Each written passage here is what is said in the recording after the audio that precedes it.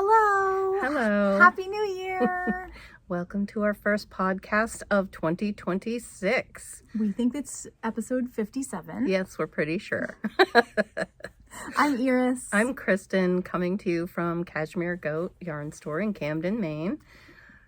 And welcome to our podcast. Yeah, it's been a little while because holidays, because illness, because recovering from the holidays and illness. But we're here now. Yes, and December's a very busy time in the shop. Very busy time, as most stores are in December, but we're also getting ready for the knit along, and there's just lots of stuff in December. And there can be a lot of like heightened, elevated anxiety maybe induced by projects that you have given yourself a deadline for, and maybe something isn't going the right way, and so then it's stressful for you. And there's just a lot. December's a lot. I have a new plan for next December for myself personally so that I can handle December better. So what are you working on? Well, I have a couple of things. Oh wait, should we talk about what we're wearing? Oh, it's been a little while. It's been a little while. We're rusty. Yeah, rusty. So, okay, I am wearing this really wild, I think I just had some stash yarn and a fingering weight, and I just did a triangle sort of scarf and threw in some eyelets every now and again, and whatever, changed color and did a picot bind off, which took forever. So that's, I don't even know how long great this pop is. of color for this time of year. And I'm wearing my beautiful Irish Rover pullover by Teti Lutzak in the gorgeous Millstone tweed by Barocco. Very nice. So that's lovely and gray, but I was like, well, we need a little something colorful too. So we're dressed. We often seem to dress similar on these days. Yeah. I am also dressed in neutrals. This is my Kobolt sweater by Sarah Solomon, knit in a bulky yarn, which we no longer carry, but love this sweater. It's a pieced sweater, but that is great for structure. It's one of my favorites. I wear it all the time. And my wild shift, made out of many different types of yarn, and I'm wearing a hat, the worm or the worm. WURM in Rios. Simple hat, my favorite hat. I have lost one and made another one because it suits me. I love it. And nice and slouchy. And it's made in lettuce from Malabrigo, which is one of my favorite colors of theirs, and goes great with your shift. Thank you. And it's my go-to at this time of year. It's cold in Maine. And that's what I'm wearing. Well, my first thing I want to talk about is one of my Musselburgh hats, my most recent one, which is my beautiful Season of the Witch by On the Round in nimble sock on the outside, and this really gorgeous, this is a yak silk merino blend that was a gift skein from a friend, and so nice. I love it, and I love the fit, and my sons love the fit. Great, I'll probably give it to one of them. But anyway, I noticed just a little funny business here where I think I may have not, I don't think it got snagged, but I think this was maybe a tail that did not get woven in maybe securely enough. And so I just kind of put a stitch marker on here because I was worried about those other stitches. So brought it in. I'm going to talk to Miranda about it a little bit. You don't know the tail of this tail. That's exactly right. Yep. We have a mysterious tale about a tail. And I just grabbed the stitch marker because I just was worried about, I don't know, maybe they're secure, but just in case. And I think it's going to be easy to fix. I have a little scrap of yarn that's pretty similar, so that's going to be a little, well, instead of sticking it on the inside and not thinking about it, which we tend to do as knitters, I'll get to that later, then it's really a new thing, so it hasn't traveled. And also you can't just I want to wear it on both ways. So that I think will be a quick fix, but I think you're right. I love the fit of it. It really feels good.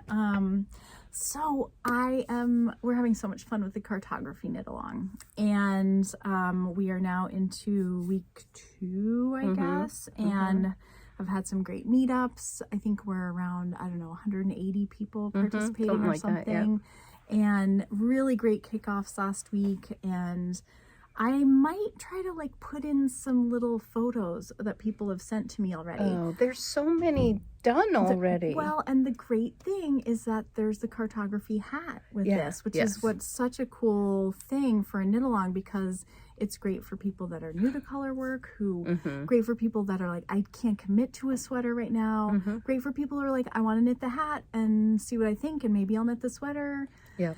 We've had people that are like done with hat 1 and onto hat 2. We've had people done with hat 1 onto the sweater. It's super fun way to sort of be that gateway knit. I joined the Facebook group. There's a Facebook group for cartography, so you can show your stuff and talk about things and ask questions. And so I joined, and I was like, wow, okay, that person's done a hat and fingerless mitts already. Yeah. And I was like, wow, okay. Yeah.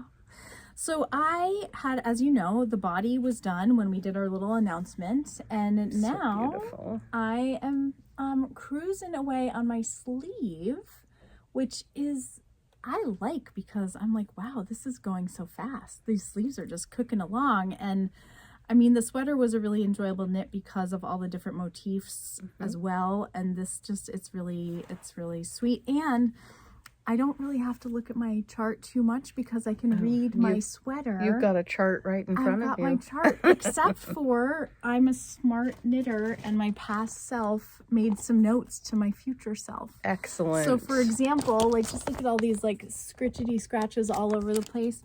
For example, I noted down a couple places where I switched color dominance just because of where things were laying. Or I made a note to myself that says tricky. Now, it wasn't tricky, but for me it was tricky. My eyes did not want to perceive this, and I'll just flash it up here. This particular pattern was a really tricky one for my eyes to read. So that's so interesting. And it's also not hard. I've never really thought about doing that, but that's a good tip.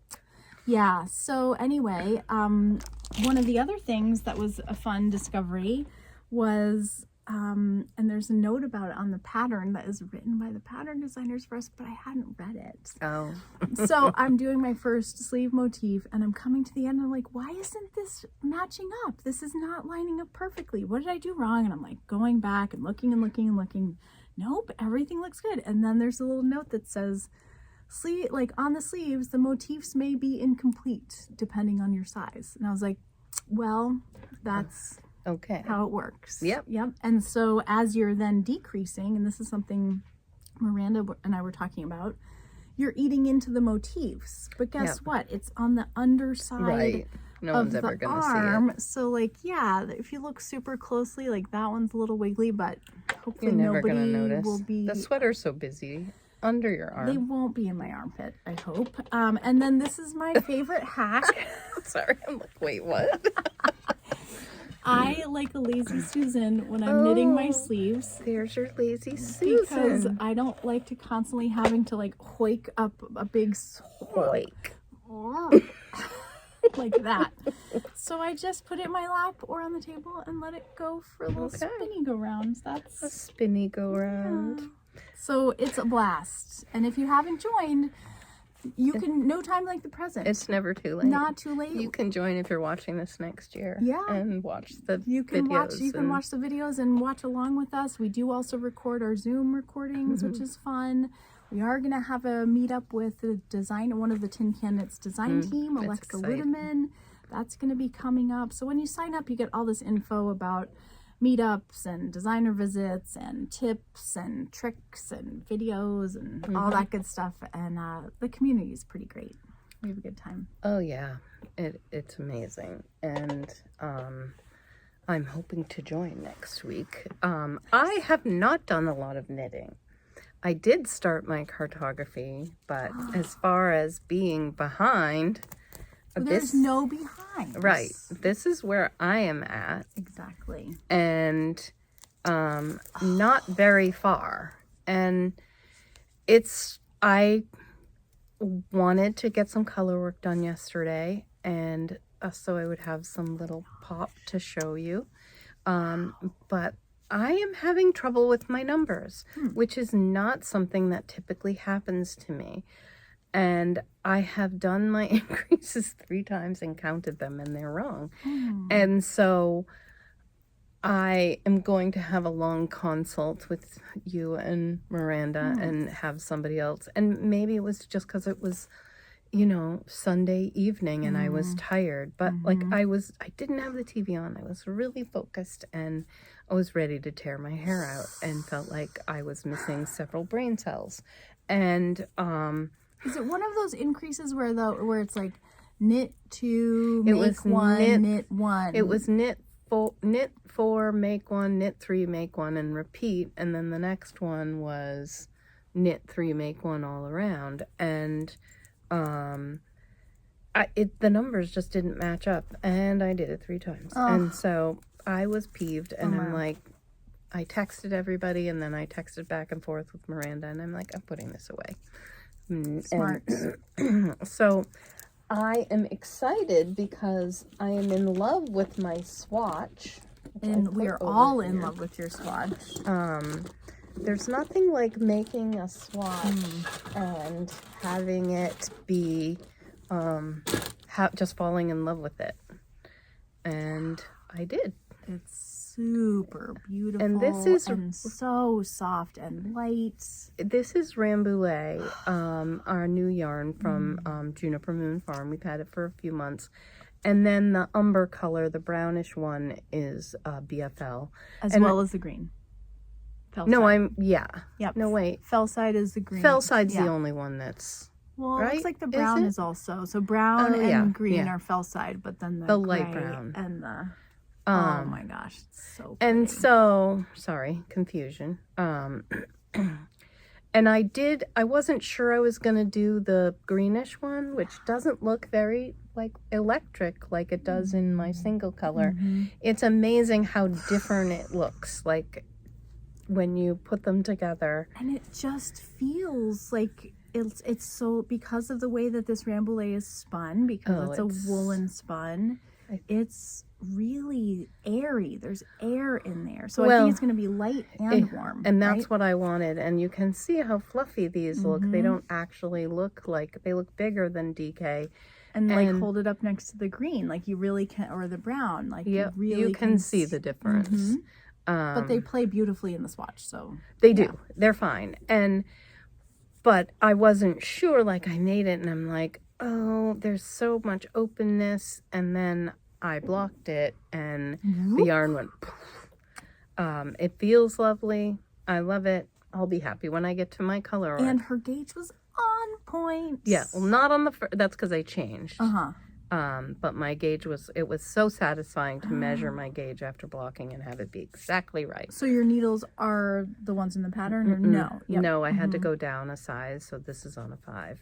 And so then I went down for the ribbing too. But I started out, I wasn't sure about the green, and I did not bring that other swatch with me, but so good. It was like, I knit it and I'm like, oh, this is the dude sweater. And I'm like, from the Big Lebowski dude. Yeah. And I was like, that's not, I'm not feeling that right now. The pop of green elevates it. It changed it completely. It's just so interesting what beautiful. happens. Haven't knit much. I got sick over the holidays and bummer. And so not a lot done. I still have my unfinished projects from the last one, and I didn't bring them.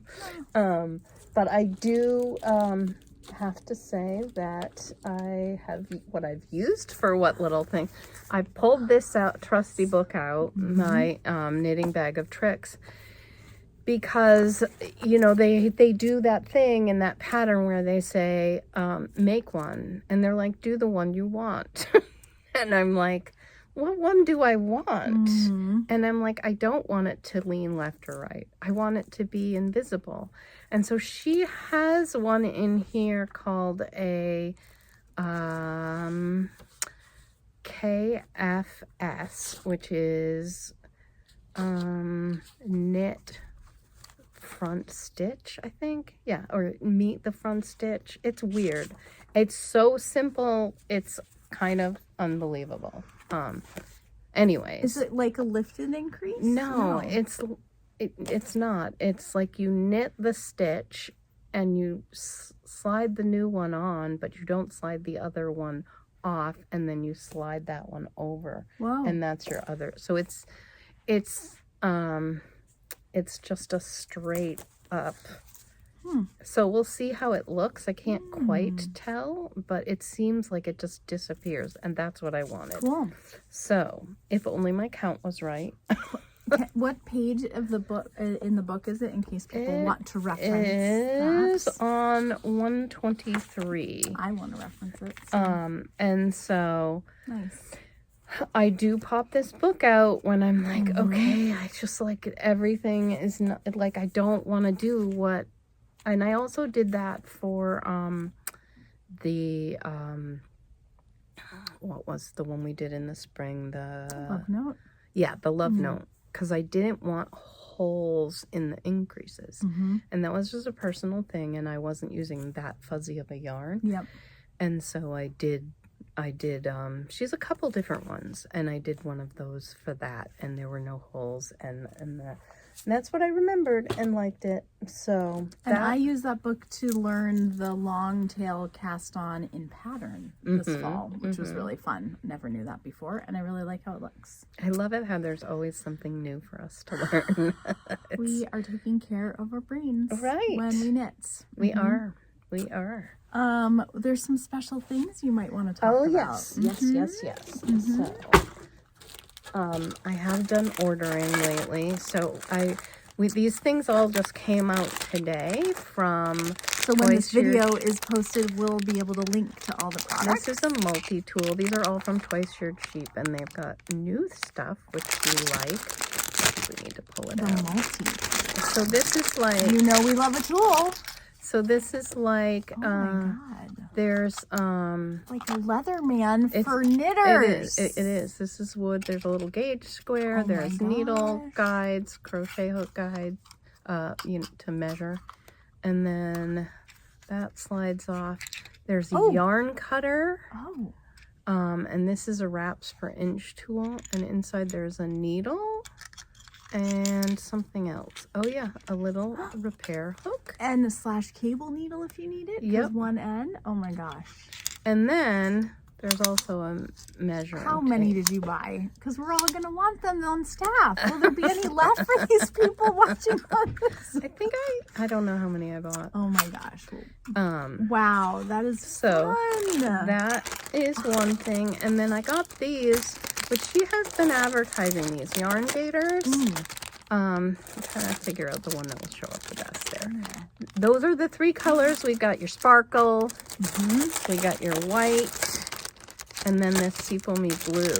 And so this is meant to attach to your knitting bag, and This is what Becca was talking about? This is, yes. So it opens up. Got a lobster claw thing. How do I open it? Let's see. It opens up easily. Well, what if we carefully... Maybe I need to take it off. There. Oh, I got it. All right. Sorry. This is real life. It is.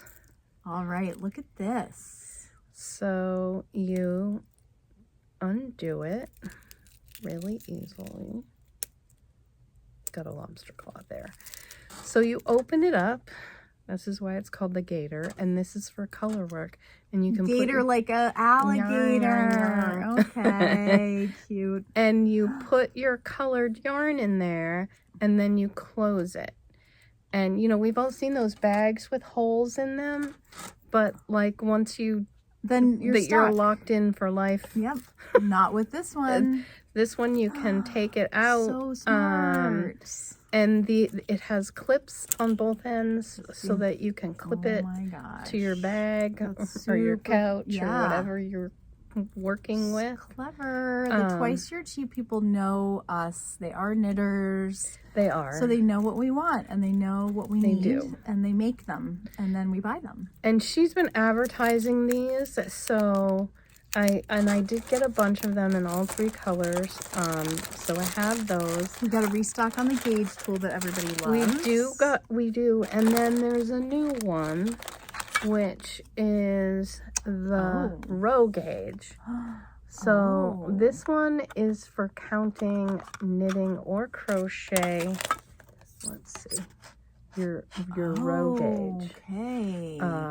And so, and there's a measure, there's a tape measure on the side. Row gauge is like the redheaded stepchild of It is. Of gauge. Sorry, it is. row gauge. But we do care about you sometimes. A lot. Sometimes. Like, some people do and some people don't. well, and I loved it because there was a Jen Shields Toland top that was a tank top. And she made a note right on the Ravelry page that said, row gauge is important because if you want to be sure that this armhole is going to not be saggy or too high, you've got to have the right row gauge. And I was like, oh, interesting. Yay. That's so important.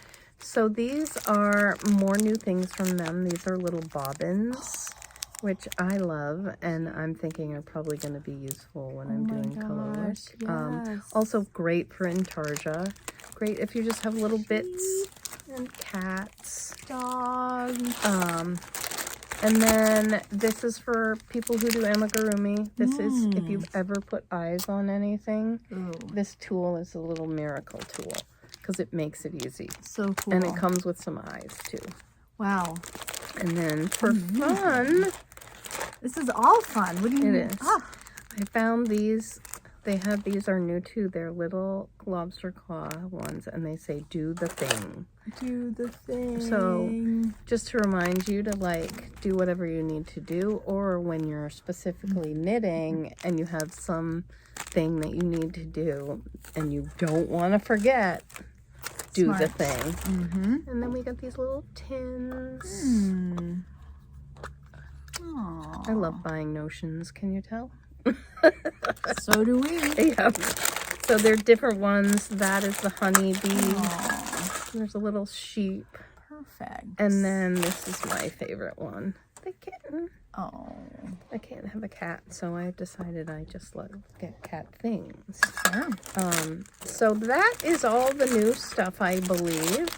And then this is not notions, but these are the new Germantown DK. So this yarn I am excited about. And what's exciting about this yarn is this is 100% wool, and it is milled and spun in Pennsylvania, and it is also grown in the U.S. It's all a 100% U.S. product, which is pretty unusual for a yarn. Most U.S. yarn has some component that is not, unless it's a very small mill. This is not a small mill. This is 270 yards for at $16 is a really reasonable price point for that too. And it's soft. It's nice. It's terrible. Like does not feel I mean everybody's itch factor is different, but feels soft. It's not like lopey or anything. No. It's like it's a nice yarn. And I feel like it's a workhorse yarn.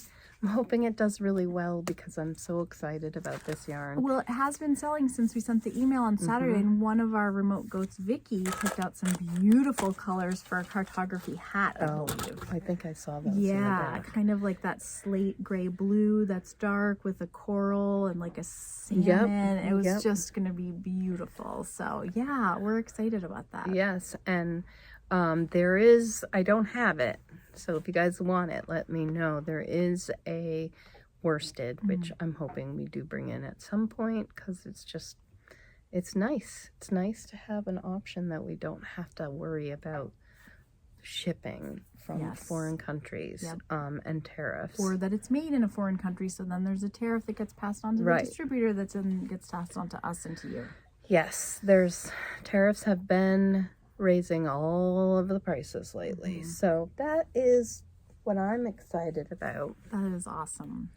Well, I'm excited about, yesterday I came into the shop and there had been an on the round restock, and oh my gosh, I don't need these yarns. This Don't you though?